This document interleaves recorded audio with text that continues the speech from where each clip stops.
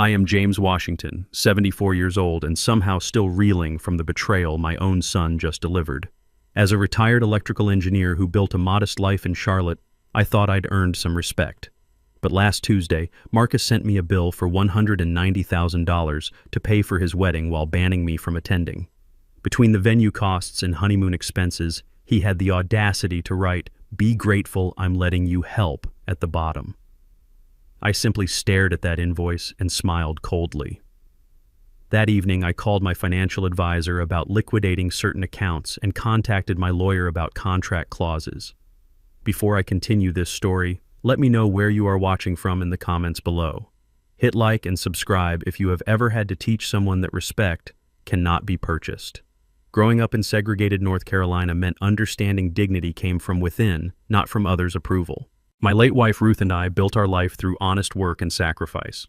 Our 3-bedroom brick house with its small garden and carport represented decades of careful saving and smart choices.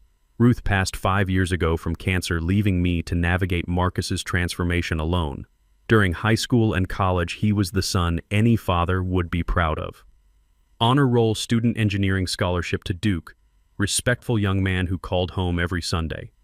But somewhere between his corporate promotion and meeting Ashley, his priorities shifted like sand. Ashley Richardson came from old Charlotte money, the kind that whispers rather than speaks, and measures worth by zip codes. At family dinners, she would smile politely while making subtle comments about upgrading their lifestyle and networking with the right people. I watched my son slowly adopt her vocabulary, trading authenticity for aspiration. The first crack appeared at Ruth's funeral. Marcus arrived in an expensive suit with Ashley whispering in his ear about managing impressions and keeping the service tasteful but brief. When I suggested Ruth would have wanted her church choir to sing her favorite hymn, Ashley intervened, saying it might run long for some guests. Marcus sided with her. 6 months ago, Marcus announced their engagement at Sunday dinner. Instead of joy, Ashley immediately launched into wedding plans that sounded more like a corporate merger than a celebration of love. When I asked about the guest list, she casually mentioned they were curating an intimate experience, which apparently meant excluding family members who didn't fit their aesthetic vision. Last month, the final insult arrived by courier. The wedding invitation list somehow omitted my name while including Ashley's yoga instructor and personal shopper. When I called to ask about the oversight, Marcus stammered excuses about limited capacity and complex dynamics before Ashley took the phone. "James," she said in that voice people use when explaining simple concepts to children, "we need this day to reflect our future, not dwell on the past. You understand, right?" I understood perfectly. I understood that my son had traded his backbone for a membership card to a world that would never truly accept him. I understood that Ashley saw me as an embarrassment, a reminder of Marcus's roots that didn't photograph well for their social media narrative. But they had made one critical miscalculation. They assumed that because I was being excluded, I would still finance their fantasy. The invoice sitting on my kitchen table proved their arrogance knew no bounds. Venue rental, premium catering, luxury honeymoon, even a professional photography package designed to document their love story for posterity. What they didn't know was that this retired electrical engineer had spent 40 years understanding how systems work and what happens when you remove the wrong component. They were about to learn that respect and money flow in the same direction, and I was about to redirect both streams. The pocket watch on my mantle ticked steadily, the same rhythm that had counted down Ruth's final days and measured Marcus's childhood years. Now it would mark the beginning of the most important lesson I would ever teach my son about the difference between love and leverage. That evening, I powered up my laptop and began pulling threads. The first search was simple Harbor View Estate. Their website was all marble columns and golden hour photography, the kind of place that charged extra for existing. But buried in their vendor requirements, I found something interesting. They demanded 50% non-refundable deposits and had strict policies about substitutions. Next came Premier Catering. Their gallery showed events that looked like magazine spreads, complete with ice sculptures and servers who probably earned more per hour than I made in a day. What caught my attention was their payment structure: net 30 for corporate clients, but wire transfers 72 hours in advance for private events. Then I searched Platinum Events Photography. Their Instagram feed was a parade of beautiful people at beautiful venues, every shot calculated for maximum social media impact. But it was their VIP wedding package that made me pause. Exclusive social media content, professional editing for publication coordination with lifestyle bloggers. This wasn't just photography, this was image manufacturing. I leaned back in my chair, pieces clicking into place. Marcus and Ashley weren't planning a wedding. They were producing a show complete with a script, staging, and an audience carefully selected for their approval ratings. And somehow I was expected to bankroll this performance while being banned from watching it unfold. My phone buzzed. A text from an unknown number. Mr. Washington, this is Jonathan from Premier Catering. We're finalizing details for the Washington-Richardson wedding.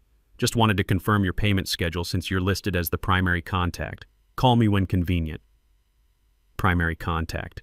I stared at those words until they burned into my retinas. Marcus hadn't just sent me a bill. He'd made me the financial guarantor for vendors who would come calling when payments ran late. The audacity was breathtaking. I dialed the number. Jonathan picked up on the second ring, his voice carrying the practiced cheer of someone who dealt with wealthy clients daily. Mr. Washington, thanks for calling back. We're excited about the Washington-Richardson event. Just need to lock down that payment timeline. Jonathan, I said, keeping my voice level, I need to clarify something. I haven't approved any charges. If you need authorization, you'll need it in writing from me personally. Silence. Then a careful throat clear. I'm sorry, I thought. The planner said you were handling the account. The planner assumed incorrectly. Don't accept any verbal commitments on my behalf. Everything goes through me directly in writing or it doesn't happen. After I hung up, I sat in the gathering dusk and felt something I hadn't experienced in months: control. For too long, I'd watched Marcus drift away, powerless to pull him back. But money, it turned out, was a language everyone understood, including my son. I opened a new browser tab and searched for someone I hadn't spoken to in years: Damon Turner. He'd been Marcus's best friend since middle school, the kind of kid who ate dinner at our table more nights than his own. While Marcus had moved into the corporate world, Damon had chosen photography, building a modest but honest business shooting real families at real prices. His website was simple, clean, unpretentious. Portrait sessions, small weddings, the occasional corporate gig. Nothing flashy, just good work from someone who remembered that pictures were supposed to capture truth, not manufacture it. I found his phone number and dialed before I could second-guess myself. Damon Turner Photography. Damon, it's James Washington. A pause, then genuine warmth. Mr. Washington, how are you? I was thinking about you just last week. I've been better. Listen, I need a favor. It's about Marcus. I figured it might be. He called me a few months back, asked if I'd shoot his wedding. When I quoted him my rate, he laughed and said they were going with someone more aligned with their vision. Haven't heard from him since. The casual cruelty of it stung. Damon had been like a second son to us, and Marcus had dismissed him for not being expensive enough. I need eyes and ears, Damon. This wedding has turned into something Ruth would have hated, and I'm trying to figure out how to reach my son before he disappears completely. What can I do? You know the industry. You know these vendors. Help me understand what I'm really paying for. There was a long pause. When Damon spoke again, his voice had shifted into the tone of someone choosing sides. Mr. Washington, from what I've heard through the grapevine, this isn't a wedding. It's a debut. Ashley's been telling people it's their coming-out party for Charlotte society. The photography package alone costs more than most people's cars. My stomach tightened. Coming-out party. Think debutante ball, but for couples. The guest list reads like a who's who of Charlotte business. The vendors are all top tier, the kind who specialize in events that get written up in magazines. This whole thing is designed to announce that Marcus and Ashley have arrived. Arrived where? Somewhere you apparently don't belong. The words hung in the air like smoke. I closed my eyes and saw Ruth's face, the way she looked when Marcus graduated from Duke. The pride, the hope, the absolute certainty that we'd raised a good man who would make good choices. Damon, can you get me information, vendor timelines, payment schedules, anything that might give me leverage? I can do better than that. I know people. Let me make some calls. After we hung up, I walked to the mantel and picked up Ruth's photograph. In it, she's holding infant Marcus, both of them glowing with the kind of happiness that doesn't need filters or staging. I traced her face with my finger and whispered an apology for letting our son forget who he was. My phone buzzed again. This time it was Marcus himself. Dad. I heard you called the caterer. I did. Why are you making this complicated? Just sign the contracts and let us handle the details. Marcus, do you hear yourself? You banned me from your wedding but expect me to pay for it. You made financial commitments in my name without asking. You turned your back on friends who loved you because they weren't expensive enough. When did you become someone I don't recognize? Silence stretched between us. When he finally spoke, his voice was smaller, younger. Ashley says you wouldn't understand the position we're in, the expectations. I understand perfectly. You're trying to buy acceptance from people who will never see you as anything more than an interesting addition to their dinner parties. And you're willing to sacrifice your integrity and your family to do it. It's not that simple. It's exactly that simple. But you're about to learn the difference between funding someone's dreams and enabling their delusions. I hung up before he could respond and immediately called my financial advisor. Robert, it's James Washington. I need to set up a restricted escrow account. I want to control exactly what gets paid and when. As I gave him the vendor information, I felt the first stirrings of something I'd almost forgotten, the satisfaction of setting a boundary and watching other people learn to respect it. Marcus was about to discover that his father's wallet came with his father's values attached. The wedding was 6 weeks away. That gave me just enough time to teach my son the most important lesson of his life, that love cannot be purchased, respect cannot be inherited, and family cannot be upgraded like a subscription service. Outside, the October evening settled into darkness. Inside, I began planning the kind of education money can't buy, but consequences certainly can. The next morning brought clarity along with coffee. I sat at my kitchen table with a yellow legal pad, drawing lines and connections like I used to do with electrical schematics.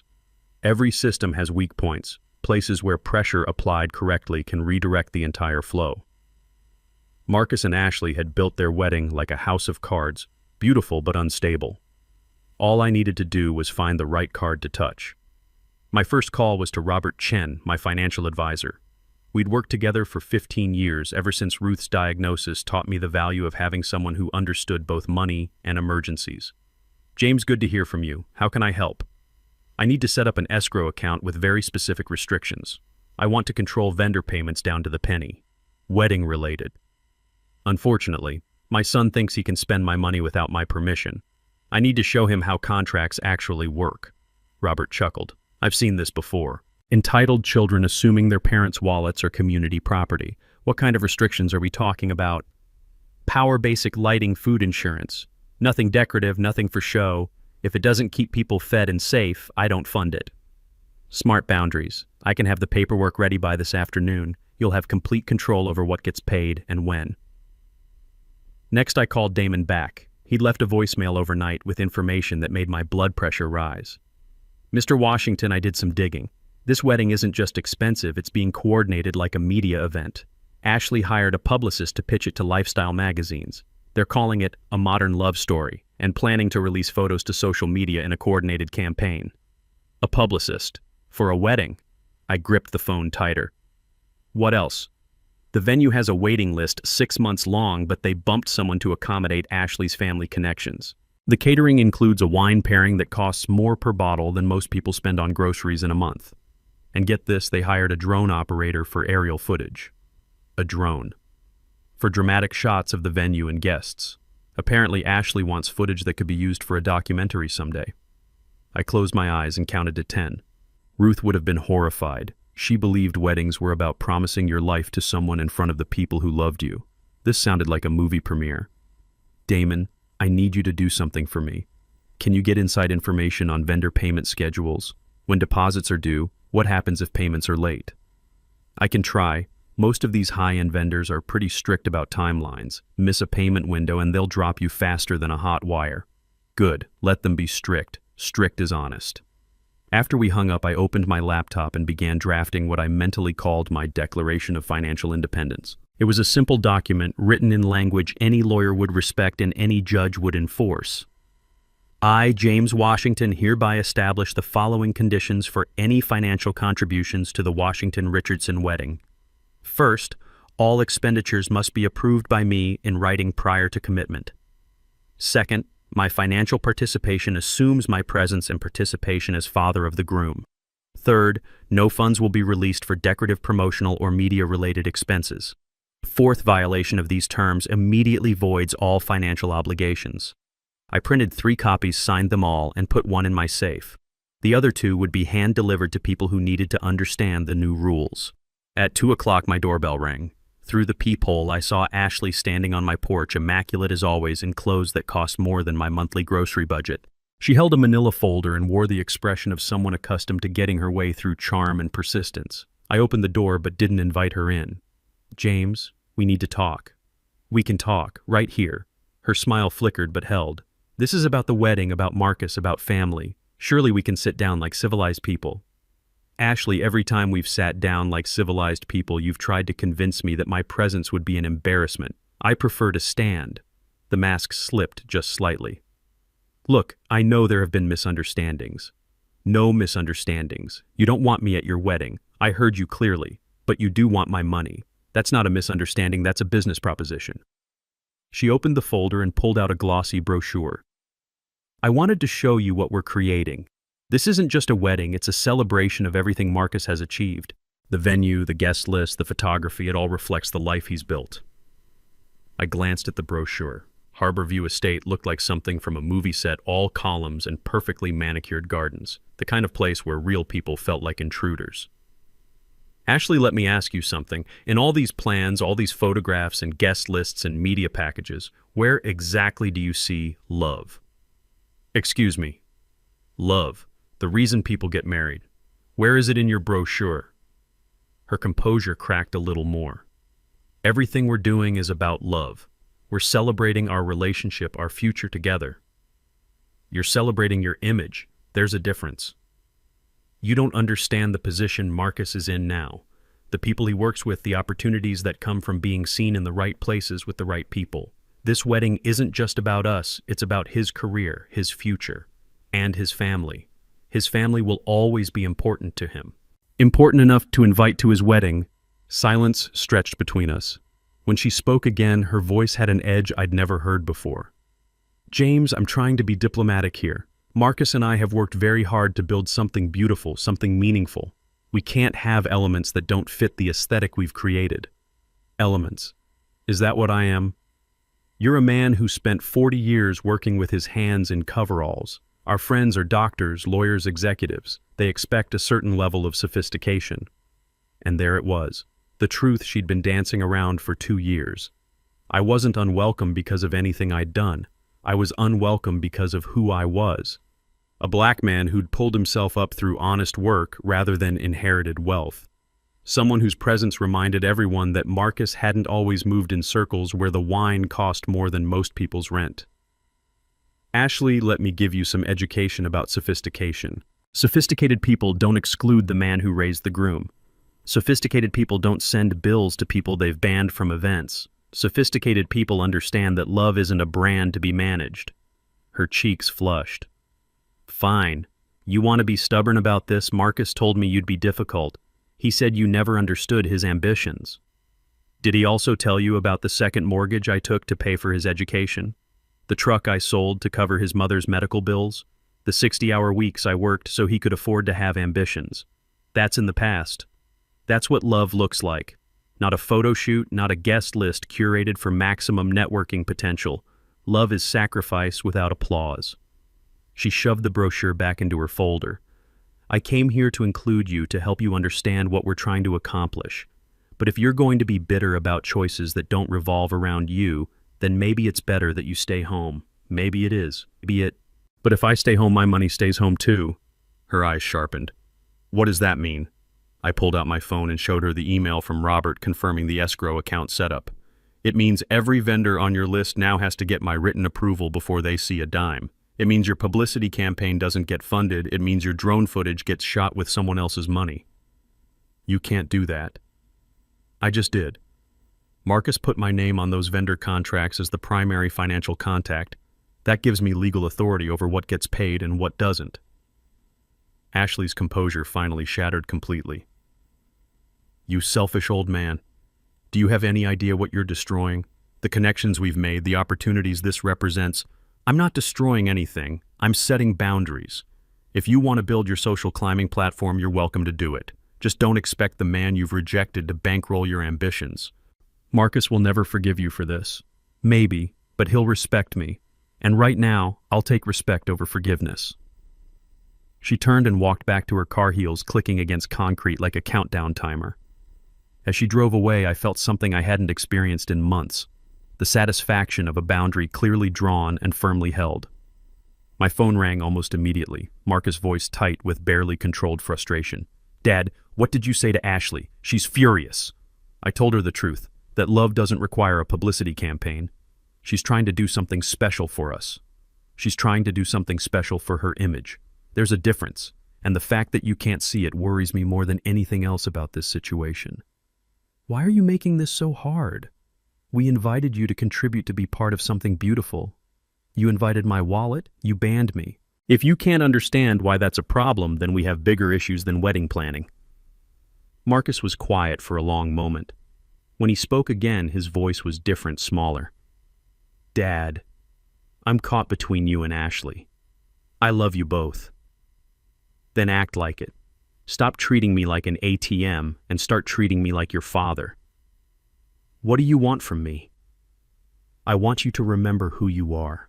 Not who Ashley thinks you should become, but who your mother and I raised you to be." Another silence. "I need to think." "Good. Thinking is what adults do before they make decisions." After he hung up, I sat at my kitchen table and looked at the copies of my financial declaration. One would go to every vendor on that list. Let them understand that the gravy train had conditions now, real ones with consequences. Damon called back that evening with more intelligence. "Mr. Washington, I talked to someone at Premier Catering. They're nervous about the timeline. Apparently the event is so elaborate they need an extra week of prep, but Harborview Estate won't give them exclusive access until payment is confirmed. If your escrow holds up their deposit, they might have to scale back the menu." "Good. Maybe my son will eat real food instead of architectural presentations." "There's something else. The photographer Platinum Events, they're not just shooting the wedding, they're creating content for Ashley's personal brand launch. She's planning to use the wedding photos for some kind of lifestyle blog she wants to start."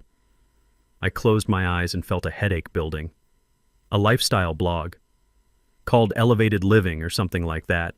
Ashley as the hostess with the mostest, showing other women how to live with style and grace. The wedding is basically going to be her portfolio. "Damon, can you do me a favor? Start documenting this. Photos, conversations, evidence of what this wedding has really become. I have a feeling I'm going to need proof that this was never about love." "Already on it, Mr. Washington. And sir, for what it's worth, Mrs. Washington would be proud of you for standing up for what matters." After we hung up, I walked to the mantel and picked up Ruth's picture. In the soft evening light, her smile looked almost knowing, as if she'd seen this day coming and trusted me to handle it right. "I'm trying, baby," I whispered to the photograph. "I'm trying to save our boy from becoming someone we wouldn't recognize." Outside, Charlotte settled into evening darkness. Inside, I prepared for the kind of fight that happens when love refuses to be bought and respect demands to be earned. The wedding was 5 weeks away, and every day Marcus delayed in choosing between his father's values and Ashley's ambitions, the more expensive his education was going to become. The war began on a Wednesday morning with coordinated attacks from multiple fronts. First came the phone call from Marcus, his voice carrying the carefully rehearsed tone of someone who'd been coached.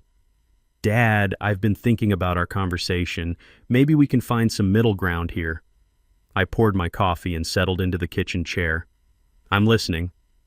"What if we scaled back some of the extras? Maybe skip the drone footage, reduce the floral arrangements. But we really need the full catering package and the photography. These are investments in our future." "Marcus, when did food become an investment? When did taking pictures become a business strategy?" "You don't understand the world I work in now. Image matters. The people who can advance my career will be at this wedding. First impressions count for everything." "And what impression do you want to make? That you're a man who borrows money he can't repay to impress people who don't really know him?" Silence. Then a defensive edge crept into his voice. "I can repay it. My promotion comes through next month and Ashley's getting a raise. We have it handled." What promotion? What raise, Marcus? You're counting chickens that might never hatch. Dad, just sign the papers, please. For me, for Mom's memory, for our family. The mention of Ruth hit like a slap. Don't you dare bring your mother into this. Ruth would be horrified by what you're doing.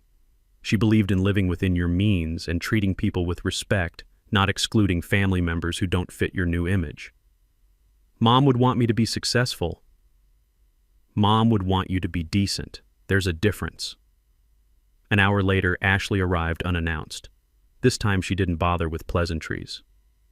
James, we need to resolve this situation immediately.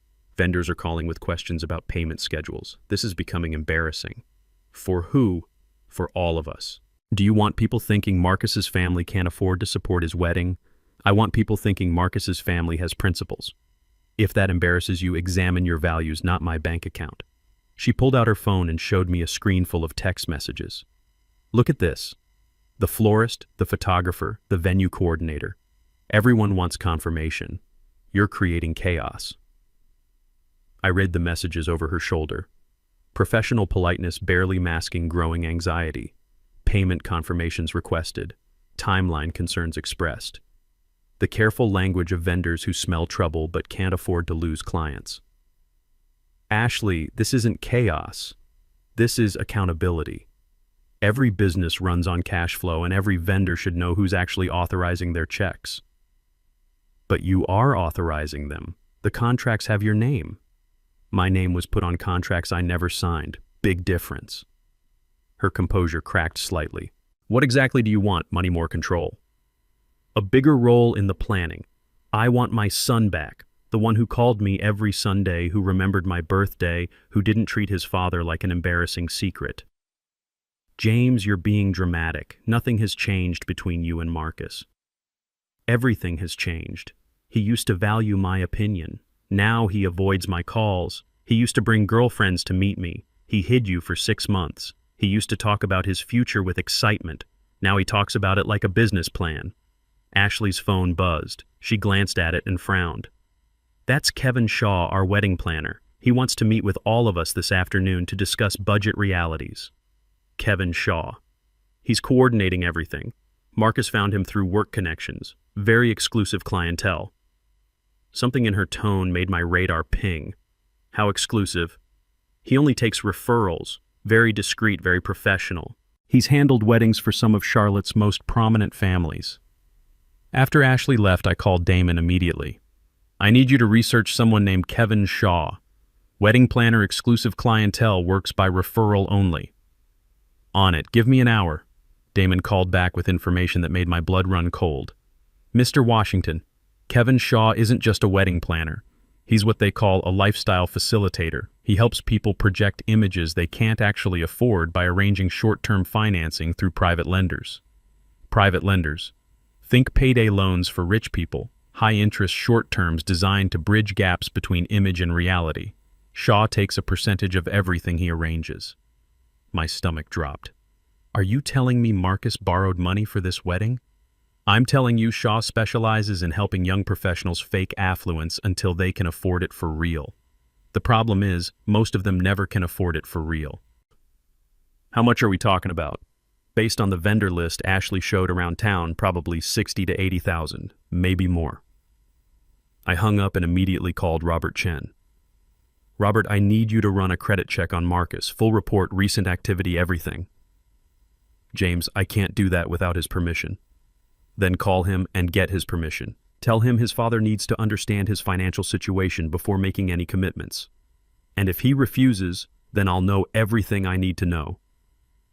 Marcus called me back within an hour, his voice tight with barely controlled anger. Dad, why are you checking my credit? Don't you trust me? Marcus, trust has to be earned. Lately, you haven't been earning it. This is insulting. I'm a grown man with a good job and a bright future. Then you won't mind showing me your financial statements. Silence stretched between us. When Marcus spoke again, his voice was smaller, defeated. Dad, there might be some temporary cash flow issues. Define temporary. Kevin arranged a bridge loan to cover vendor deposits. It's standard practice for weddings this size. Everyone does it. How much? 75,000. The number hit me like a physical blow. Marcus, that's more than some people make in a year. It's an investment in our future. Ashley's family expects a certain standard. And what happens if your promotion doesn't come through? What happens if Ashley's raise gets delayed? What happens if the economy takes a downturn and you're stuck with debt you can't service? Dad, you're catastrophizing. Everything will work out. Famous last words of every person who ever went bankrupt. That afternoon, Kevin Shaw himself called to arrange a meeting. His voice carried the smooth confidence of someone who specialized in making expensive problems disappear. Mr. Washington, I understand there's been some confusion about vendor authorizations. I'd like to sit down and walk you through our payment structure. I'll meet with you, but I'm bringing my financial advisor. Of course. Transparency is essential in these arrangements. We met at Shaw's office in Charlotte's financial district. Everything about the space screamed expensive discretion. Leather furniture, mahogany paneling, abstract art that probably cost more than my car. Shaw himself was exactly what I'd expected, well-dressed, well-spoken, and completely comfortable with other people's money. Mr. Washington, thank you for coming. I wanted to assure you that your son's financing is completely above board. We specialize in helping young professionals bridge the gap between current income and future earning potential. At what interest rate? Shaw's smile never wavered. Our rates are competitive for the specialized services we provide. That's not an answer. Robert leaned forward. Mr. Shaw, what's the annual percentage rate on Marcus's loan? 18%. I nearly choked. 18%? Are you kidding me? Mr. Washington, this is a short-term facility, 6 months maximum. When Marcus's promotion comes through, he'll refinance through traditional channels. And if his promotion doesn't come through, Shaw's smile flickered slightly. We're very confident in Marcus's prospects. But if you're wrong, then we work out payment arrangements that protect everyone's interests. Robert and I exchanged glances. We both knew what that meant. Legal action, asset seizure, credit destruction. All the things that happened when young people confused dreams with guarantees. Mr. Shaw, I want to see the loan documents. I'm afraid those are confidential between us and Marcus. Then this meeting is over. I stood to leave, but Shaw raised a hand. Mr. Washington, perhaps we can reach an accommodation. If you were to guarantee a portion of Marcus's obligation, we could restructure the terms more favorably. You want me to co-sign my son's debt? Think of it as supporting his aspirations. I think of it as enabling his delusions. Robert and I walked out without another word. That evening, the vendor calls began in earnest. Premier Catering wanted payment confirmation. Harbor View Estate needed deposit verification. Platinum Events Photography required contract clarification. Each caller was polite but firm. Money needed to flow or services would stop. I gave each of them the same message. Submit your invoices to my escrow account. If I approve the charges, you'll be paid within 24 hours. If I don't approve them, find another funding source. By Friday, the pressure was building. Ashley called twice, Marcus called 3 times, and Kevin Shaw left 2 voicemails. Each conversation followed the same pattern: pleading, reasoning, bargaining, and finally threats. Dad, you're sabotaging my wedding. I'm teaching you about consequences. Ashley's parents are asking questions. Her father wants to know if we can handle our financial obligations. We can with your help. That's not the same thing as being able to handle them. Friday evening, Damon called with disturbing news. Mr. Washington, I talked to someone at Harbor View Estate. They're getting nervous about the Washington-Richardson wedding. Payments are behind schedule and they're starting to make contingency plans. What kind of contingency plans? They have other events waiting for that date. If payments don't clear by next Wednesday, they might offer the slot to someone else.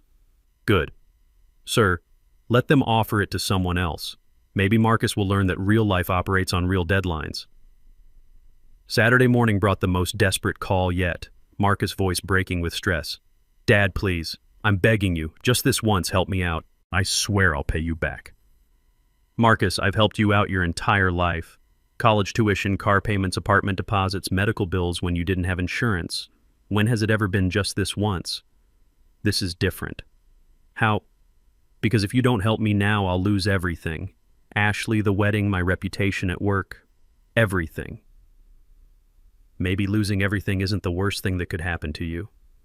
Maybe it's the only thing that will teach you who you really are. The silence that followed was profound. When Marcus spoke again, his voice was barely a whisper. I never thought my own father would abandon me. I'm not abandoning you. I'm refusing to rescue you from choices you made without consulting me. There's a difference. What am I supposed to do? Be honest with Ashley about your financial situation. Scale back your wedding to something you can actually afford. Stop trying to impress people who don't care about you enough to accept you as you are. And if Ashley leaves, then you'll know she was never the right woman for you. After that call, I sat in my kitchen and stared at Ruth's photograph for a long time. Tough love is the hardest kind to give because it requires you to watch someone you love suffer consequences you could prevent. But preventing those consequences would mean enabling the behavior that created them in the first place. The phone rang again. This time it was Kevin Shaw, and his smooth confidence had developed some rough edges. Mr. Washington, we need to discuss Marcus's situation immediately. Vendors are threatening to withdraw from the event. Then Marcus needs to make some decisions. With respect, sir, you're forcing those decisions through financial pressure. That's not fair to the young couple. Mr. Shaw, you loaned my son money he can't repay for a wedding he can't afford to impress people who don't really know him. Don't lecture me about fairness. We're trying to help Marcus achieve his dreams. You're helping him buy a fantasy with borrowed money. When reality comes due, you'll be long gone with your fees, and he'll be left with the debt. Mr. Washington, perhaps we could arrange a payment plan that works for everyone. Here's my payment plan. Marcus cancels the loan scales, back the wedding, and learns to live within his means. You find another victim. I hung up and immediately called my lawyer. Tom, I need you to draft a letter stating that I have no financial responsibility for any debts incurred by my son without my written authorization. James, what's going on? My son is learning the difference between what he wants and what he can afford. I want to make sure his education doesn't become my obligation. The war was escalating and battle lines were being drawn. On one side stood Marcus Ashley and Kevin Shaw, committed to a vision of success that required borrowed money and excluded inconvenient family members. On the other side stood me, armed with nothing but principles and the financial discipline to enforce them. The wedding was 4 weeks away and something had to give. I just hoped that when it did, my son would land on solid ground instead of the house of cards he'd been building. Monday morning arrived with the kind of phone call that tells you a situation has moved from complicated to critical. Kevin Shaw's voice had lost all pretense of smooth professionalism. Mr. Washington, we have a serious problem. Harborview Estate is threatening to cancel the venue reservation unless they receive full payment by Wednesday. That's 48 hours. Then you better figure out where to find $48,000. Sir, with respect, this affects your son's reputation as much as his finances. When word gets out that the Washington-Richardson wedding was canceled for non-payment, it will follow Marcus for years. I set down my coffee cup carefully. Mr. Shaw, are you threatening me? I'm explaining consequences. Charlotte's social circles are smaller than you might think. People talk. Let them talk. Maybe they'll mention that Marcus tried to live beyond his means and his father refused to enable the fantasy. Mr. Washington, I've worked with dozens of families in similar situations. There's always a way to work things out that preserves everyone's dignity. Whose dignity are we preserving? Yours, Ashley's. Because Marcus lost his dignity the moment he borrowed money he couldn't repay to impress people who don't actually care about him. Shaw's voice hardened. I'm trying to help your son here. No, you're trying to protect your commission. Big difference. I hung up and immediately called Damon. How fast can you get to Harborview Estate? 20 minutes. Why? I want eyes on the ground. If they're really preparing to cancel, there will be signs, staff meetings, alternative booking calls, that kind of thing. On my way. An hour later, Damon called back with confirmation. Mr. Washington, it's real. The events coordinator was on the phone with another client when I walked past her office. I heard her say the October 28th slot might be opening up due to payment issues. Good. Let Marcus learn what contracts actually mean. At noon, Ashley called in full panic mode. James, Kevin says you're refusing to guarantee the venue payment. Do you understand what this means? It means actions have consequences. It means social suicide. Do you know who's supposed to be at this wedding? Partners from Marcus's firm, clients. Ashley's been cultivating people who can make or break careers. If we have to send cancellation notices, we'll be laughingstock. Ashley, let me ask you something. If these people are really Marcus's friends and colleagues, wouldn't they understand financial constraints? Wouldn't they respect him for making responsible choices? That's not how the world works. That's not how your world works. There's a difference. Her voice cracked slightly. James, you're destroying everything we've built. What you've built is a house of cards. I'm just refusing to hold it up with borrowed money. Marcus will never forgive you. Maybe, but he'll survive, and maybe he'll even thank me someday. Tuesday brought the confrontation I'd been both dreading and anticipating. Marcus called and asked to meet at Meridian Park, the place where Ruth and I used to take him to feed ducks when he was small. The irony wasn't lost on either of us. He was already there when I arrived, sitting on the same bench where Ruth used to read him stories. He looked older than his 32 years, worn down by stress and impossible choices. Dad, we need to fix this. I sat beside him but didn't speak immediately. Sometimes silence creates space for truth. Kevin says the venue is gone unless we pay by tomorrow. Ashley's been crying for 2 days. Her mother called this morning asking if we need financial help, which was humiliating beyond description. What did you tell her? That we had it handled. But we don't have anything handled. Marcus, when did you stop telling me the truth? He looked at the pond where ducks moved in lazy circles. When I started being ashamed of it. Ashamed of what? Of needing help. Of not being as successful as I pretended to be. Of dating a woman whose family has more money than mine ever will. And you thought borrowing money would solve that? I thought it would buy me time to catch up.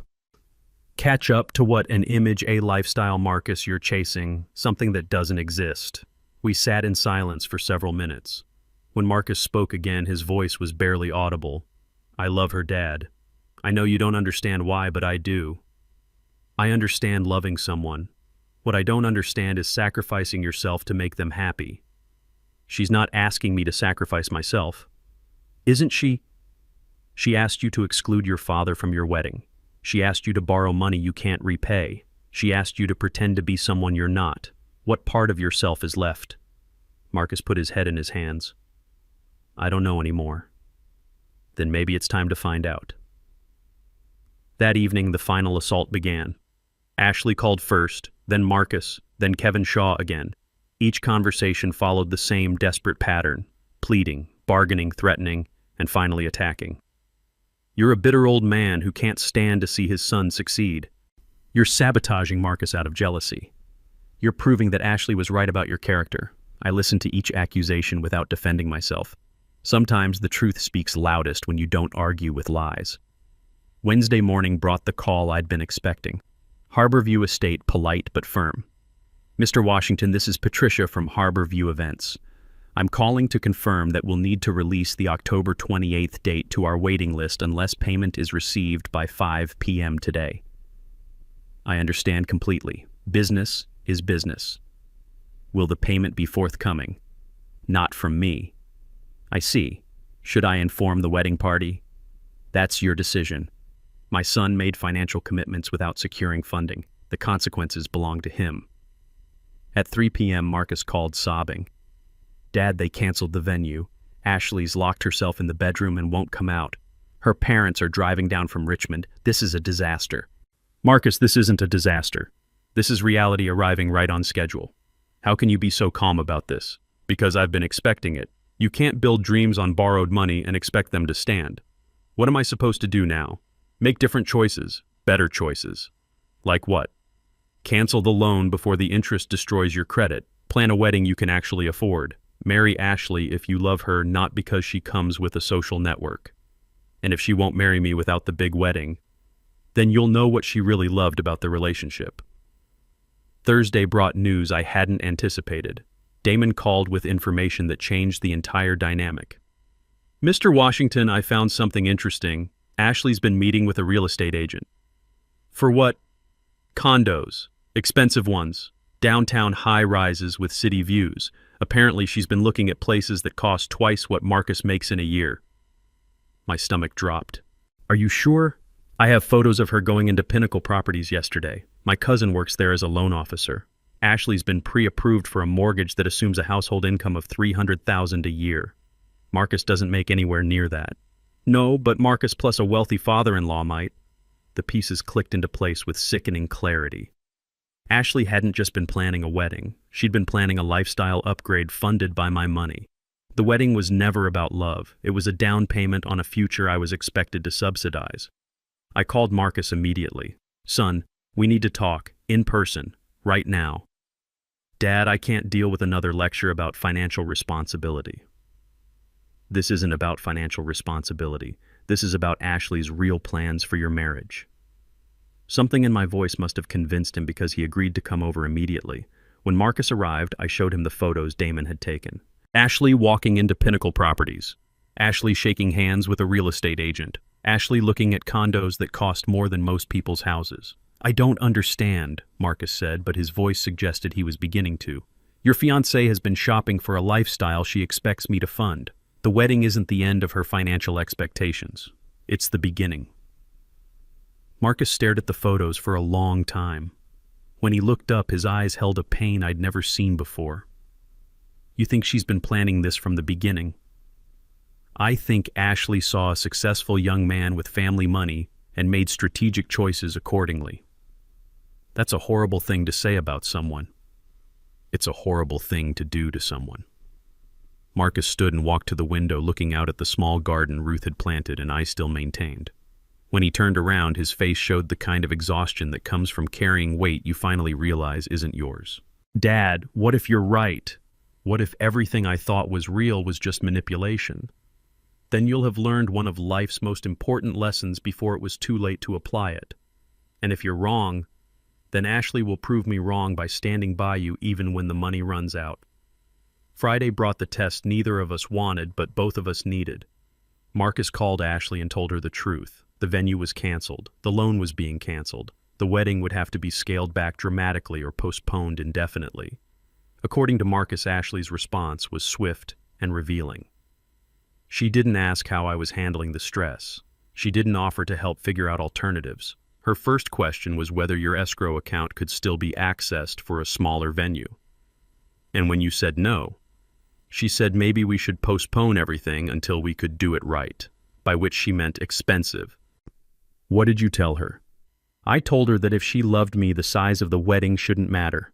If she wanted to be my wife, we could get married at City Hall with 2 witnesses, and it would be just as meaningful. And she said that showed I didn't understand what marriage represents in terms of social positioning. The final blow came Saturday morning. Marcus arrived at my house carrying a manila envelope and looking like someone who'd been awake all night making hard decisions. Dad, I need you to see something. Inside the envelope were the original seating charts for the canceled wedding. Marcus had found them in Ashley's desk while looking for vendor contact information. I'd seen guest lists before, but this one was different. It wasn't just names and table assignments, it was a strategic networking diagram. Table 1, Ashley's parents and their country club friends. Table 2, partners from Marcus's law firm and their wives. Table 3, local business leaders Ashley wanted to cultivate. Each table had been carefully curated for maximum social and professional benefit. Table 7, marked family obligations, had exactly 4 seats. Marcus's aunt and uncle from Durham, a cousin he barely knew, and in small print at the bottom a note that made my blood freeze. Father seat TBD pending contribution resolution. Even at their own wedding, Ashley had treated my presence as contingent on my financial compliance. Marcus, I said quietly, look at table 7. When he saw it, his face went through a series of expressions. Confusion, recognition, and finally a kind of devastated clarity. She was never going to let you come unless you paid, was she? Apparently not. Dad, I'm so sorry. I'm so incredibly sorry. Don't apologize to me.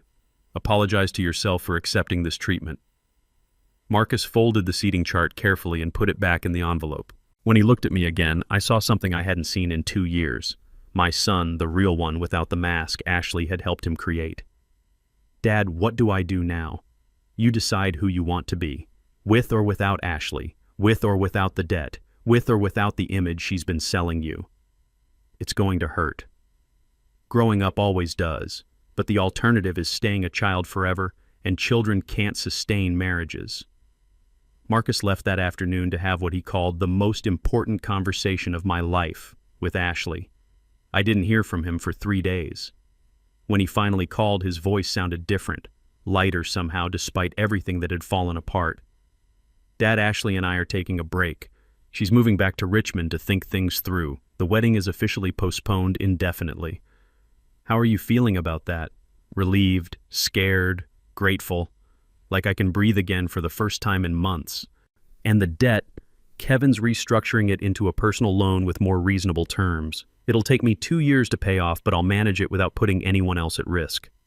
Marcus, I'm proud of you. For what? Making a mess of everything. For cleaning up the mess before it became permanent. The tension that had been building for months finally began to release. Marcus was learning the difference between love and transactions, between support and enablement, between family and business relationships. The lessons were expensive, but they were also invaluable. As I sat in my kitchen that evening looking at Ruth's photograph, I felt something I hadn't experienced since this whole ordeal began: peace. Not because everything was resolved, but because truth was finally being spoken, and choices were finally being made based on reality rather than fantasy. The wedding might have been canceled, but my son was coming back to himself. And that was worth more than any event Ashley could have planned. The calm after Marcus's decision to postpone the wedding lasted exactly 48 hours. Then Damon called with information that turned my relief into something much darker. Mr. Washington, you need to know something about Ashley. That LLC I mentioned, I got access to the business filings. Richardson Lifestyle Enterprises. Filed 6 months ago, right after the engagement announcement. I set down my morning coffee. What kind of business? On paper, it's a lifestyle consulting company, but the financial activity tells a different story. Large deposits from unknown sources, payments to high-end retailers, transfers that don't match any legitimate business model. Damon, speak plainly. What are you telling me? I think Ashley's been running money through this company to hide purchases from Marcus. Expensive ones. Jewelry, furniture, designer clothes. All paid for by Richardson Lifestyle Enterprises. The implications hit me like a physical blow.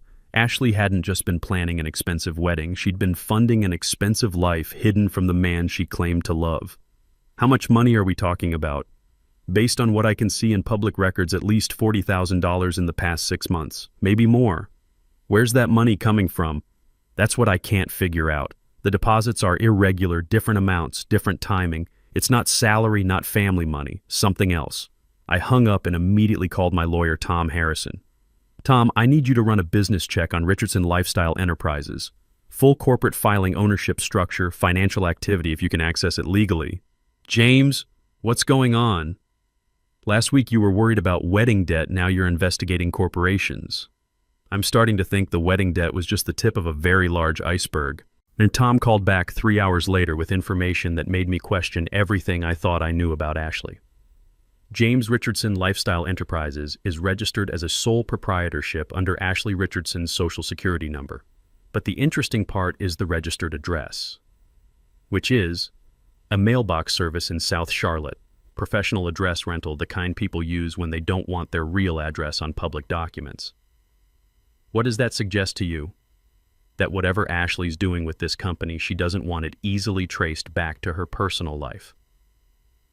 That afternoon, I made a decision that felt both necessary and intrusive. I called Marcus and asked him to come over for a conversation that would change everything. Dad, you sounded urgent on the phone. What's wrong? I showed him the corporate filing documents Tom had obtained. Ashley's name, the mysterious address, the business classification as lifestyle consulting. Marcus, did you know Ashley started a company 6 months ago? His face went blank. What company? Richardson Lifestyle Enterprises. She filed it right after your engagement. Marcus stared at the papers like they were written in a foreign language. Dad, Ashley doesn't have a company. She works for the nonprofit. That's her only job. According to these records, she's been running a business that's processed at least $40,000 in transactions since January. That's impossible. I handle our joint finances. I would know if she had that kind of money moving around. Joint finances. We opened a joint savings account for wedding expenses. I put in my bonus money, she contributes from her salary. Everything's been transparent. I felt a chill that had nothing to do with the October weather. Marcus, when's the last time you actually looked at your joint account statements? I don't know. Ashley handles the day-to-day monitoring. She's better with details. Get online. Check the account right now. Marcus pulled out his phone and logged into his banking app. I watched his face change as he scrolled through transaction history. Dad, there are withdrawals here I don't recognize, large ones, $5,000 in August, $8,000 in September, all authorized by Ashley. For what? The descriptions just say wedding expenses, but I never authorized transfers this large. Marcus, How much money was supposed to be in that account? 25,000. My bonus, plus Ashley's contributions over 6 months. Marcus's hands shook slightly as he checked the current balance. Dad, there's only $3,000 left. The silence in my kitchen was profound. Outside, ordinary life continued. Cars passed, dogs barked, neighbors went about their business. Inside, my son was discovering that the woman he planned to marry had been systematically draining their shared resources for purposes she'd never disclosed. Marcus, I think we need to understand where that money went. This has to be a mistake. Ashley she couldn't. Some people do things we never think they're capable of when they want something badly enough.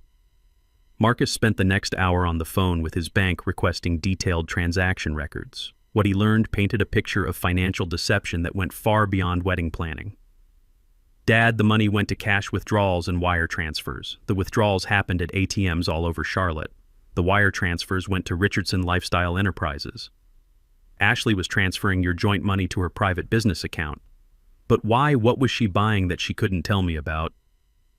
Before I could answer, my phone rang. It was Damon, and his voice carried an excitement that suggested he'd found something significant. Mr. Washington, I know where Ashley's money went. A friend of mine works at Cartier downtown. Ashley's been a regular customer for months. Jewelry, watches, designer accessories, always paying cash. How much? My friend estimates at least $30,000 since spring, all purchased under the name Richardson Lifestyle Enterprises for what Ashley called business development purposes. I looked at Marcus, who had gone pale listening to my side of the conversation. Damon, anything else? Yeah. Ashley's also been shopping at designer furniture stores, not wedding registry stuff. High-end pieces for what she told salespeople was her consulting office, another $15,000 minimum.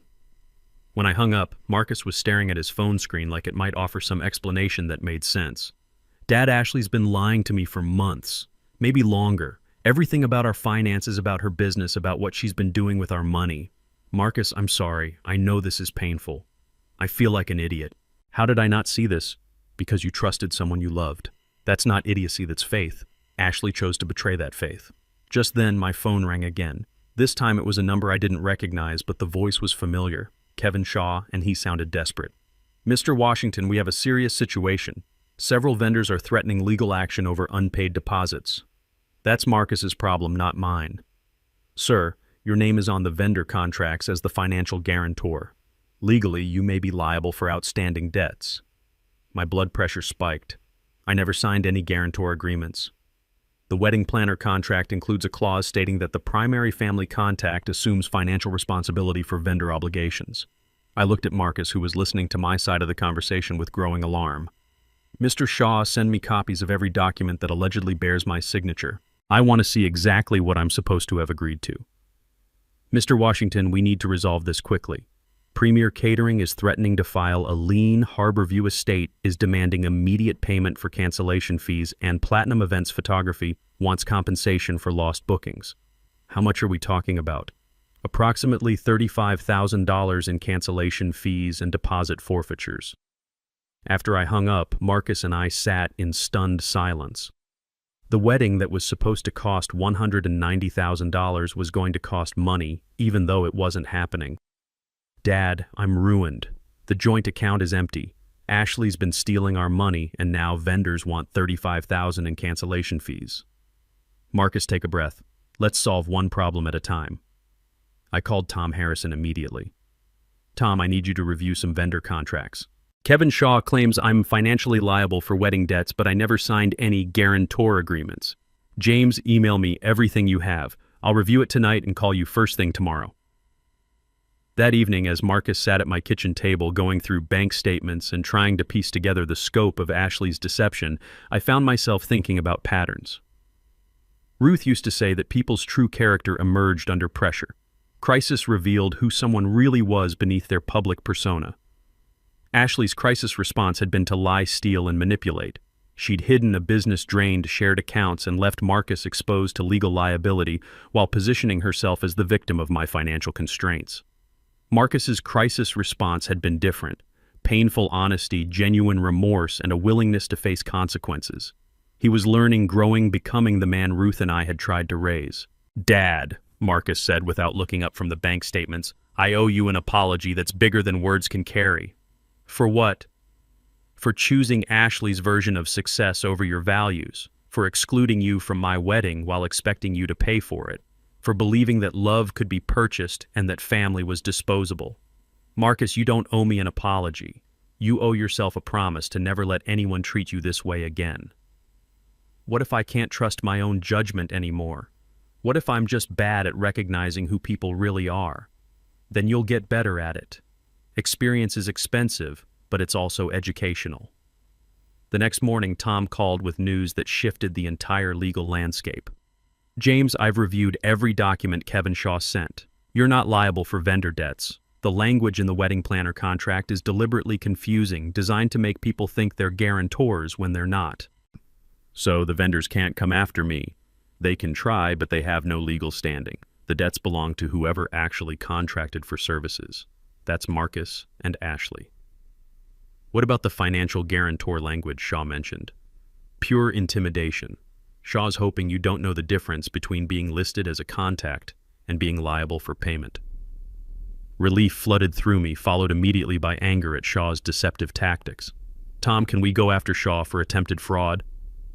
We could, but it might not be worth the effort. The real issue is whether Marcus can be held liable for the full amount when Ashley was a co-contractor. That afternoon, I made a decision that surprised even me. I called Ashley directly. James, why are you calling me? Because my son deserves to know who he was planning to marry.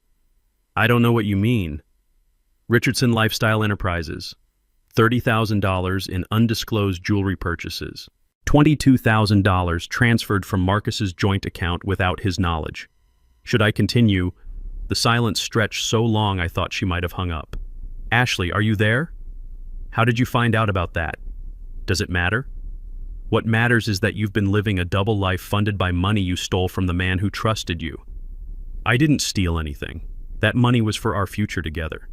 Jewelry and designer furniture were for your future together. You wouldn't understand. Image matters in my world. Marcus needed to see that I could elevate his status. By bankrupting him. By showing him what success looks like. The conversation ended there because I realized I was talking to someone who lived in a completely different moral universe. Ashley genuinely believed that deception in service of image was not only acceptable, but necessary. That evening, Marcus made a decision that marked his transition from victim to survivor.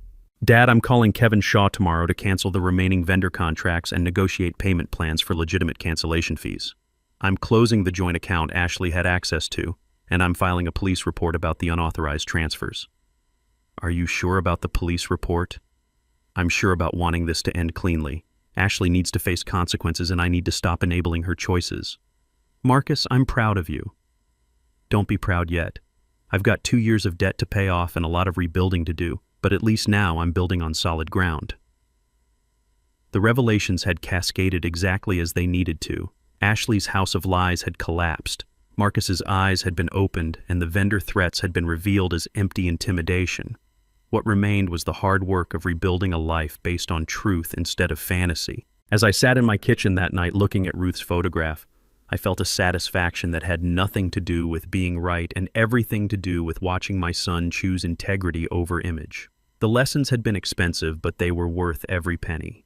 3 weeks after Ashley's financial deceptions came to light, I received a call that changed everything again. It was Marcus, and his voice carried a mixture of exhaustion and determination I'd never heard before. Dad, Ashley's back from Richmond. She wants to go through with the wedding. I set down my morning paper. What wedding? You canceled everything. She says she's secured new funding. Her parents agreed to cover the costs if we scale back to something more manageable. She's booked a smaller venue for this Saturday. And you said, I said I needed to think about it.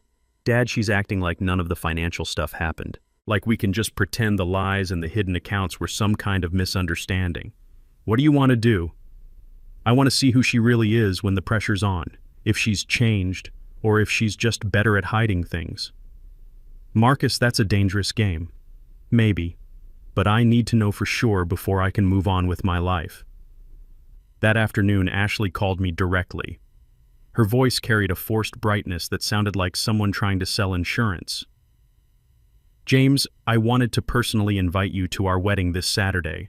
I know there have been misunderstandings, but Marcus and I are committed to starting fresh. What wedding? I thought everything was canceled. We found a lovely venue in Davidson, much more intimate, much more appropriate for our actual budget, just family and close friends. And where exactly do I fit in this new plan? You're Marcus's father. Of course you're included. Something in her tone made my radar ping. Ashley, let me ask you directly. Do you want me at this wedding? A pause that lasted just a heartbeat too long. James' family is important to both of us. That's not an answer to my question. Of course we want you there. After she hung up, I called Damon immediately. I need you to check out a venue in Davidson, something Ashley booked for this Saturday. On it. What's your instinct telling you? That Ashley's still playing games just with different rules? Damon called back 2 hours later with information that confirmed my suspicions. Mr. Washington, there's no wedding venue booked in Davidson for this Saturday. I called every event space in town. Nothing under Richardson, Washington, or any combination. Are you sure? Positive. Either Ashley's lying about the venue, or she's planning something that isn't actually a wedding. That evening, Marcus came to my house looking more conflicted than I'd ever seen him. Dad, something's not right. Ashley keeps changing details about Saturday. First it was a garden ceremony, then it was indoors. Now she's saying it might be at her parents' house in Richmond. Marcus, has Ashley shown you any contracts for this wedding, vendor agreements, venue confirmations, anything in writing? She says her parents are handling everything directly with vendors. She doesn't want me to worry about details. Son, that should worry you more, not less. Friday evening brought the call I'd been dreading. Ashley, and this time the mask was completely off. James, there's been a change of plans for tomorrow. What kind of change? We've decided to have a private ceremony. Just Marcus and me, my parents and the officiant. Very intimate, very meaningful. And Marcus knows about this. He's fine with it. He understands that after everything that's happened, we need to focus on what's really important. Which is our commitment to each other without outside distractions. Outside distractions. Is that what you call his father? James, you've made your feelings about our relationship very clear. We don't want any negativity on our special day. I hung up and immediately called Marcus. He answered on the first ring. Dad, Ashley just told me you can't make it tomorrow because you're not feeling well. That's interesting because Ashley just told me you decided you wanted a private ceremony without family. The silence that followed was profound. Marcus, are you there? She lied to both of us. Yes, she did. Dad, what should I do? Whatever you do, do it with your eyes open. Saturday morning, I made a decision that felt both risky and necessary. I drove to Davidson to find whatever Ashley had actually planned. If there was a wedding, I was going to attend. If there wasn't, I was going to find out what game she was really playing. The venue turned out to be Riverside Gardens, a small event space I hadn't thought to check because it was technically in Cornelius, not Davidson. I found it by following a trail of white balloons and Ashley's social media posts. I parked across the street and watched through my car window as vendors arrived. A small catering truck, a florist van, a photographer who definitely wasn't the expensive Platinum Events crew Ashley had originally hired. This was exactly what she'd claimed. It wasn't a budget wedding thrown together at the last minute. At 10:30, I saw Marcus arrive looking like a man walking to his execution. He stood in the parking lot for 5 full minutes before finally going inside. I waited another 10 minutes, then made my choice. I walked across the street and through the front door of Riverside Gardens like I belonged there. The space was simple but nice. White chairs arranged in short rows, basic floral arrangements, a small arch where vows would presumably be exchanged. Maybe 40 people total, none of whom I recognized except for Ashley's parents. Ashley stood near the entrance, greeting guests, wearing a white dress that was beautiful, but clearly not the designer gown she'd originally planned. When she saw me, her face went through a series of expressions: surprise, anger, calculation, and finally forced politeness. James, what a lovely surprise. I thought you weren't feeling well. I'm feeling fine. Looking forward to celebrating my son's wedding. I'm not sure we have a seat for you. The guest list was finalized based on your regrets. Then I'll stand. Ashley's mother appeared at her elbow, a woman who'd clearly spent her life managing social situations through charm and subtle intimidation. Mr. Washington, how nice to see you, though I do think there might be some confusion about today's arrangements. No confusion on my end. My son is getting married and I'm here to witness it. Of course, but this is a very intimate gathering. We've carefully planned for a specific number of guests. Then you should have planned for the groom's father. Ashley's father joined the conversation, a man whose handshake suggested he was used to resolving problems through quiet authority. Mr. Washington, perhaps we could step outside and discuss this reasonably. I am being reasonable. I'm a man attending his son's wedding. Sir, we've arranged this event based on certain understandings about family participation. What understandings? That I didn't deserve an invitation to my own son's wedding. The conversation was attracting attention from other guests who were beginning to stare at the growing confrontation near the entrance. Ashley's face had gone red with embarrassment and anger. James, you're creating a scene. I'm stating facts. You lied to Marcus about me declining to attend. You lied to me about him wanting a private ceremony. Now you want me to leave quietly so no one asks uncomfortable questions about why the groom's father wasn't invited. That's when Marcus appeared, drawn by the raised voices and the cluster of people near the door. When he saw me, his face showed relief, confusion, and something that might have been gratitude. Dad, what are you doing here? I'm here for your wedding son. But Ashley said you couldn't make it. Ashley said a lot of things that weren't true. Marcus looked from me to Ashley to her parents, pieces clicking together in real time. Ashley, did you tell my dad he wasn't invited? Marcus, we discussed this. We wanted intimacy, not complications. We never discussed excluding my father. You said yourself that he'd been difficult about the finances. Being careful with money isn't the same as being difficult. And it's definitely not grounds for excluding him from his son's wedding. Ashley's composure finally cracked completely. Marcus, you have to choose. Either we do this my way with the people who support our relationship, or we don't do it at all. The silence that followed was electric. Every person in that room understood they were witnessing a moment that would define the rest of Marcus's life. When Marcus spoke, his voice was clear and firm. Ashley, he's my father. If you can't accept him, you can't accept me. Don't be ridiculous. This isn't about accepting anyone. This is about maintaining standards. Whose standards? Our standards. The standards of the life we're trying to build together. A life that excludes my family isn't a life I want to build. Ashley's mask didn't just slip at that point, it disintegrated entirely. Your family is embarrassing, Marcus. Your father is a maintenance worker who doesn't understand how the world actually works. My friends are doctors and lawyers and business executives. They expect a certain level of sophistication. My father is a retired electrical engineer who put me through college. He's the most decent man I know. Decent doesn't get you invited to the right parties or introduced to the right people. Then maybe we're going to the wrong parties and meeting the wrong people. I watched my son have the conversation I'd been hoping he'd have for 2 years. Not with me, but with himself. About what mattered, what was real, what was worth preserving, and what needed to be discarded. Ashley made one last desperate attempt to regain control. Marcus, if you humiliate me in front of my family and friends, there's no coming back from this. Good, Marcus said quietly, because I don't want to come back to this. He turned to the assembled guests and spoke in a voice that carried to every corner of the room. Thank you all for coming today. I'm sorry to announce that there won't be a wedding. Ashley and I have some fundamental differences about what marriage means, and it's better to address those now than after we've made vows we can't keep. The silence was profound. Ashley's mother made a small sound that might have been a gasp or a sob. Her father looked like a man calculating the social cost of a very public family failure. Ashley herself stood frozen for a moment, then found her voice for one final attack. You'll regret this, Marcus. You're throwing away everything we built together for a man who couldn't even afford to pay for your wedding. No, Marcus said calmly. I'm throwing away a fantasy for a relationship with someone who actually loves me. He walked over to me and extended his hand. Dad, would you like to get some lunch? I'm suddenly free for the rest of the day. As we walked toward the exit, I heard Ashley behind us explaining to her guests that the wedding was postponed due to a family emergency. Even in defeat, she was managing the narrative. In the parking lot, Marcus stopped and looked back at Riverside Gardens where people were beginning to file out, looking confused and disappointed.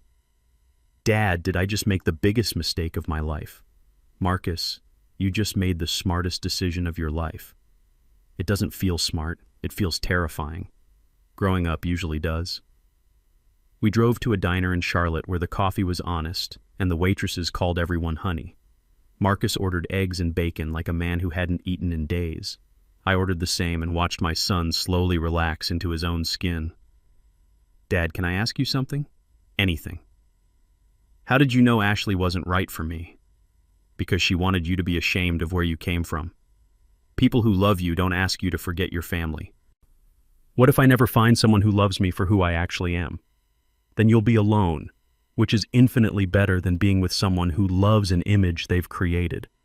Marcus ate his breakfast slowly, like a man savoring freedom. Outside, Charlotte went about its Saturday business, completely unaware that my son had just chosen integrity over acceptance, family over status, truth over performance. The wedding that was supposed to cost $190,000 had ended up costing exactly the price of 2 breakfast platters and the courage to say no to people who mistake money for love. It was the best investment either of us had ever made. The fallout from the canceled wedding began immediately. By Sunday morning, my phone was ringing with calls from people I'd never met who somehow had opinions about my son's personal life. Ashley's social media had exploded with cryptic posts about family interference and toxic relationships, painting herself as the victim of circumstances beyond her control. Marcus spent that Sunday at my house helping me work in Ruth's garden while we processed what had happened. His hands moved automatically through familiar tasks, pulling weeds and deadheading flowers, while his mind worked through 2 years of decisions he was finally questioning. "Dad, Ashley's telling people you threatened to disown me if I married her." I looked up from the tomato plants Ruth had loved. "What are you telling people?" "The truth. That I realized I was about to marry someone who wanted me to be ashamed of my family." "How's that being received?" "Mixed reactions. Some people think I'm crazy for walking away from someone like Ashley. Others are saying they never understood what I saw in her anyway." "What do you think?" Marcus was quiet for a long moment, his hands still busy with garden work. "I think I spent 2 years trying to become someone I thought was better than who I actually am, and I nearly lost myself in the process." Monday brought news that shifted the entire narrative. Damon called with information that put Ashley's recent behavior in a new and troubling context. "Mr. Washington, I found out why Ashley was so desperate to go through with some kind of wedding ceremony yesterday." "Tell me." "She'd already sold the exclusive story to Charlotte Lifestyle magazine. From modest beginnings to high society, a modern love story. The article was supposed to run this month with photos from the wedding." I sat down heavily. "She was going to monetize their marriage." "Gets worse. The magazine paid her a $5,000 advance, which explains some of the money that disappeared from the business account. Ashley wasn't just planning a wedding, she was planning a media launch for her personal brand." "Does Marcus know?" "Not yet. I thought you should tell him." When Marcus came over that evening, I showed him the email Damon had forwarded from Charlotte Lifestyle magazine. A cheerful note from an editor asking when they could expect the wedding photos and final interview for their upcoming feature story. Marcus read it twice, his face cycling through disbelief, anger, and finally a kind of sad resignation. She was going to sell our love story. Apparently so. "Dad, how did I not see this? How did I miss that everything about our relationship was being packaged for public consumption? Because you loved someone, and love makes people hopeful. You kept looking for the woman you thought Ashley could become instead of accepting who she actually was. What kind of person sells their wedding to a magazine without telling their fiancé? The kind of person who sees relationships as business opportunities." Tuesday brought Ashley herself appearing at my front door without warning or invitation. She looked different, smaller somehow, as if the events of the weekend had deflated something inside her. "James, we need to talk." "We really don't. Please, just 5 minutes." Against my better judgment, I led her into my kitchen. She sat at the same table where Marcus had made his decision to cancel the loan, where we discovered her financial deceptions, where truth had finally been spoken after months of lies. "I want to explain what happened Saturday." "Ashley, what happened Saturday was clarity. Nothing needs explaining. You don't understand the pressure I was under. My parents, my friends, everyone had expectations about this wedding. I couldn't just cancel everything without losing face." "So you planned a fake wedding and excluded the groom's father to save face." "It wasn't fake. I love Marcus." "You love the idea of Marcus, the successful young professional who could elevate your social status. You never loved the actual man who came with a maintenance worker father and modest family background. Ashley's composure cracked slightly. That's not fair. What's not fair is expecting someone to abandon their family for your approval. James Marcus has potential, real potential. But he needs guidance, refinement. He needs someone who understands how success actually works. Success at what cost? His integrity, his relationships, his sense of self. You're being dramatic. Am I Ashley? You stole money from your shared account, lied about your business activities, excluded his father from his wedding, and sold your love story to a magazine without his knowledge. If that's what success looks like, Marcus is better off failing. She was quiet for a long moment, staring at her hands folded on my kitchen table. What am I supposed to do now? Everyone knows the wedding was canceled. My reputation is ruined. Your reputation was built on lies. Maybe it's time to build something real. Easy for you to say. You don't understand what my world is like. You're right. I don't understand a world where love is a marketing opportunity and family is disposable. And I'm grateful Marcus escaped before he learned to understand it too. Ashley left without another word and I never saw her again. But Marcus told me later that she'd called him several times, each conversation following the same pattern. Apologies that blamed circumstances, promises to change that came with conditions, and finally threats about what her family could do to his career. Marcus handled each call the same way, with polite firmness and an increasingly clear understanding of who Ashley really was versus who he'd wanted her to be. Wednesday brought an unexpected visitor. Kevin Shaw appeared at my door looking haggard and desperate. Mr. Washington, I need to discuss Marcus's financial obligations.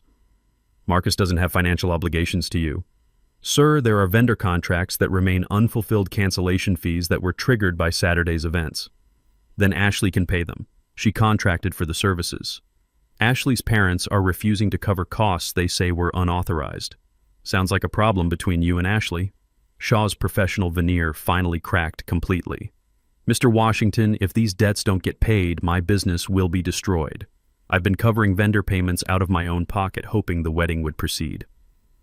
Mr. Shaw, you built a business model on enabling people to live beyond their means. Now you're learning what happens when reality arrives. I was trying to help young couples achieve their dreams. You were helping them purchase fantasies with borrowed money. There's a difference.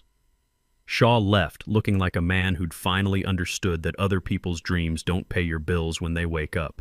Thursday evening, Marcus and I had the conversation I'd been hoping for since this whole ordeal began. Not about Ashley, not about money, not about weddings, but about what kind of man he wanted to be going forward. Dad, I've been thinking about what you said, about choosing who I want to be. And I want to be someone Mom would be proud of, someone who treats people with dignity, who keeps his word, who doesn't pretend to be more than he is. You already are that person, you just forgot for a while. How do I make sure I don't forget again? By remembering that the people who love you don't want you to change. They want you to be the best version of yourself. Friday brought closure from an unexpected source. Charlotte Lifestyle magazine called to inform me that they were canceling their planned feature story about Marcus and Ashley. The narrative has become too complicated, the editor explained. Our readers prefer love stories with happy endings. What will happen to the advance they paid Ashley? That's between us and Ms. Richardson, but I will say that misrepresenting story elements violates our contributor agreements. Saturday morning, exactly 1 week after the canceled wedding, Marcus came to my house with news that surprised me. Dad, I got a call from Damon yesterday. He wants to hire me to help with his business expansion. Doing what? Marketing, business development, the kind of corporate strategy work I do at the firm. But for small businesses, real people building honest enterprises. And you're interested. I'm interested in work that feels meaningful. Damon's building something real, helping families preserve memories instead of manufacturing images. What about your job at the law firm? I'll keep it for now. Do consulting work on weekends, but Dad, I want to build something I can be proud of without having to pretend I'm someone else. That afternoon, we drove to Ruth's grave together. It was the first time Marcus had visited since the funeral, and I watched him kneel beside the headstone with tears in his eyes. Mom, I'm sorry I lost my way for a while. I forgot what you and Dad taught me about what matters. I knelt beside him. She knows, son, and she's proud of the choice you made. We sat there for a while in comfortable silence, father and son reconnected by shared loss and renewed understanding. Sunday evening, as October settled into November and the worst crisis of our relationship moved into memory, Marcus helped me prepare dinner in the kitchen where everything had started with that invoice for $190,000. "Dad, can I ask you something?" "Always." "Do you think I'll ever find someone who loves me for who I actually am?" "I think you already know someone who loves you for who you actually are." "Who?" "Yourself." And that's where every healthy relationship starts. As we cooked together sharing stories and jokes, I felt Ruth's presence in a way I hadn't since she died. Not as sadness or loss, but as completion. We'd raised a good man who'd temporarily lost his way but found his path back to the values that mattered.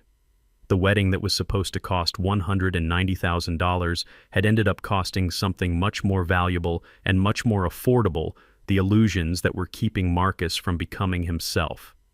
And that, as Ruth would have said, was money well spent. The aftermath taught us both that love isn't something you buy, status isn't something you borrow, and family isn't something you upgrade. These are lessons that can't be learned from books or seminars, only from the kind of experience that breaks your heart just enough to let the light in. Marcus was free to build a life based on truth instead of image, and I was free to be proud of the man he was becoming instead of worried about the man he was pretending to be. It was in every way that mattered the best possible ending to the worst possible beginning. 2 months after the canceled wedding, Marcus and I established new traditions that felt more honest than anything we'd shared in years. Sunday dinners became sacred time, just the two of us in my kitchen cooking recipes Ruth had taught us and talking about everything except what we'd lost. Marcus had returned the engagement ring to the jeweler where Ashley had originally selected it. The store manager, surprisingly sympathetic to the situation, had refunded 60% of the purchase price despite their no-return policy. "Dad, I kept expecting to feel sad about giving it back," Marcus told me over pot roast and mashed potatoes. But all I felt was relief, like I was finally returning something that never really belonged to me. How so? That ring represented a version of myself I was trying to become. Successful enough, sophisticated enough, worthy enough for Ashley's world. When I realized I didn't want to be that person, the ring became meaningless. The financial cleanup had taken longer but proved equally liberating. Marcus closed Richardson Lifestyle Enterprises, which required Ashley's signature and led to their final conversation. According to Marcus, she'd signed the dissolution papers without comment, as if the business had never meant anything more than a convenient way to hide purchases. "She kept the jewelry," Marcus said. "Apparently that was always the plan. Build a collection of expensive pieces that would appreciate in value while someone else paid for them." "Are you bitter about that?" "I was for about a week. Then I realized I was bitter about being deceived, not about losing access to overpriced accessories. The anger faded when I understood that keeping those things probably hurts Ashley more than losing them hurts me." "How do you figure?" "Because now she owns thousands of dollars worth of jewelry she can't wear without being reminded of how she got it. Every bracelet, every necklace is evidence of choices she made that cost her a relationship with someone who actually loved her." Marcus had also restructured his debt obligations with Kevin Shaw's successor, a legitimate financial planner who specialized in helping young professionals recover from poor decisions. The payment plan would take 3 years instead of Shaw's promised 6 months, but the interest rate was reasonable and the terms were transparent. "It's strange, Dad. Paying my own debts feels better than having someone else cover them, even when it's harder." "That's called dignity. Is it always this expensive?" "The good kinds of dignity usually are." Our relationship had rebuilt itself around shared work rather than shared crisis. Marcus started spending Saturdays helping me maintain Ruth's garden, learning the difference between annual and perennial flowers, understanding why some things need to be replanted every year while others send down deep roots. "Mom knew what she was doing with this garden," he said one afternoon, carefully transplanting seedlings Ruth had started the spring before she died. "Every plant has a purpose, a season, a relationship with everything around it. Your mother approached relationships the same way. She believed in creating something that would last beyond the people who started it. Is that why you fought so hard to keep me from marrying Ashley? Because you could see it wouldn't last?" I fought because I could see it was destroying who you were in the present. Whether it lasted didn't matter if it cost you yourself. The community response to the canceled wedding had surprised us both. People Marcus thought were friends had disappeared when the expensive parties stopped. But neighbors we barely knew had reached out with support, understanding, and invitations to simpler gatherings where authenticity mattered more than image. Mrs. Henderson from down the street invited me to her grandson's birthday party, Marcus told me. When I asked why, she said because I seemed like someone who'd actually enjoy watching a 5-year-old blow out candles. And did you? More than I enjoyed any of Ashley's networking events. There's something beautiful about celebration that doesn't require documentation. Marcus had also reconnected with friends Ashley had subtly discouraged him from seeing. Damon, of course, but also college roommates who worked as teachers and social workers, people whose lives weren't designed for Instagram, but who remembered Marcus's birthday and called when they were worried about him. Dad, I think I confused success with performance for so long that I forgot what accomplishment actually feels like. What does it feel like? Quieter, more personal, like something you carry inside instead of something you display for others. As winter settled over, Charlotte Marcus made a decision that surprised even me. He applied for a position with a nonprofit organization that provided financial literacy education to families in underserved communities. It's a pay cut, he admitted, but it's work that matters, teaching people to avoid the kind of debt traps I fell into, helping families make decisions based on their values instead of their aspirations. Ruth would be proud. I hope so. I want to build something she would recognize as worthwhile. And the final piece of closure came in December when Ashley sent Marcus a letter. Not an email or a text, but a handwritten note on expensive stationery that probably cost more than most people spent on lunch. Marcus showed it to me not because he needed advice about how to respond, but because transparency had become important to him.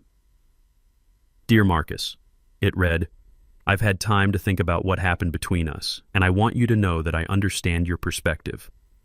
I may have lost sight of what was truly important in my desire to create something beautiful for both of us. I hope you find happiness with someone who appreciates the life you want to build. With respect, Ashley. What do you think? Marcus asked. I think it's a well-written non-apology that takes responsibility for nothing while sounding gracious. That's what I thought too. Should I respond? Do you want to? No.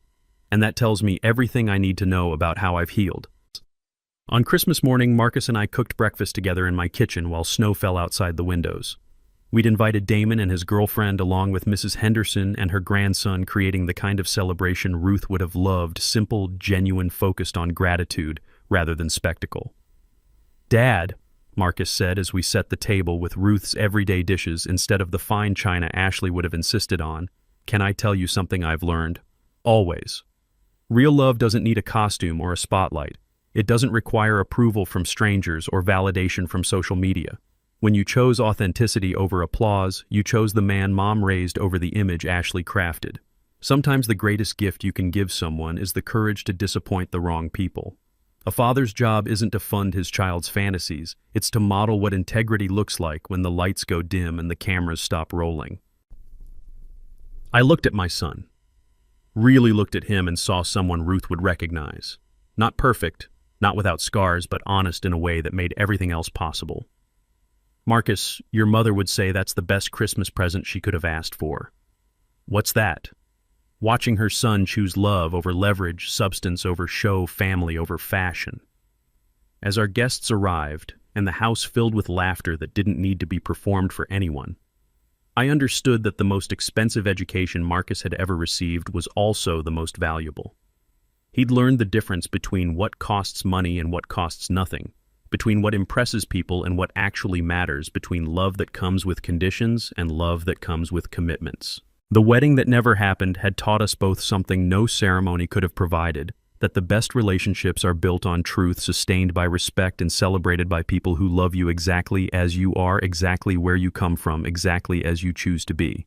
And that, as Ruth would have said, is worth more than all the jewelry in Charlotte. Real love doesn't need a costume or a spotlight. It doesn't require approval from strangers or validation from social media. When my son chose authenticity over applause, he chose the man his mother raised over the image his fiancé crafted. Sometimes the greatest gift you can give someone is the courage to disappoint the wrong people. A father's job isn't to fund his child's fantasies, it's to model what integrity looks like when the lights go dim and the cameras stop rolling.